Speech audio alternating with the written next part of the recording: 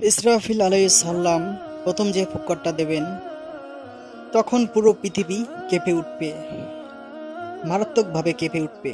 তারপরে যে ফুৎকারটা দেবেন তখন সব মরে যাবে। আমরা পৃথিবীতে কেউই বেঁচে থাকবো না। মানুষ মরে যাবে, জিন জাতি মরে যাবে, সমস্ত ফেরেশতারাও মরে যাবে। মহান আল্লাহ তাআলা ওনাকে সৃষ্টি করেছেন বিশাল এই হুইসেলে ফুৎকার দেওয়ার জন্য।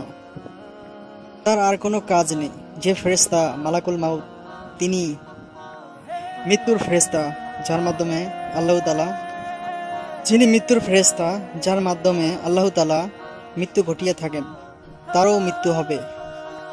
ভয়ঙ্কর একটি চিৎকার দিয়ে মালাকুল মাউত পৃথিবী থেকে বিদায় নেবে। আল্লাহর হাবিব সাল্লাল্লাহু আলাইহি সাল্লাম বলেন, এই ভয়ঙ্কর চিৎকার যদি আলাদা করে পৃথিবীবাসী শুনত, তাহলে আর ইসরাফিলের ফুৎকার দেওয়ার প্রয়োজন হতো না।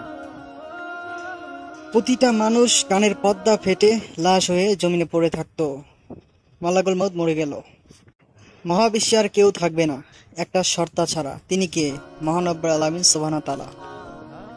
সর্বশেষ হুইসেলটা যখন দেওয়া হবে, তখন সব মৃত লাশগুলো জীবিত হয়ে খাড়িয়ে থাকবে জমিনের উপরে।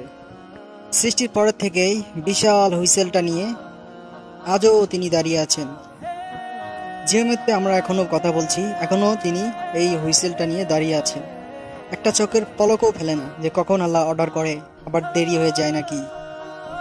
তো আশা করি ইসলামিক ভিডিও ভালোবেসে থাকলে আমাদের চ্যানেলটি সাবস্ক্রাইব করে সঙ্গেই থাকবেন। ভিডিওটি একটি লাইক, একটি শেয়ার করবেন অবশ্যই, আর কমেন্টে জানাবেন নেক্সট ভিডিও কী ধরনের পেতে চান। আল্লাহ হাফেজ।